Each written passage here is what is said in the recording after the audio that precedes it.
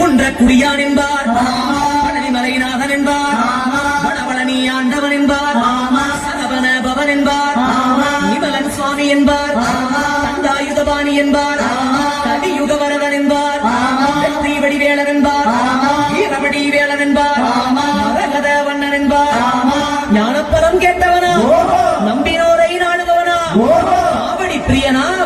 ராஜ அலங்காரம் கொண்டவனா, ஆண்டியாய் நின்றானா, ஆனால் செல்வத்தை எல்லாம் கொடுப்பான்.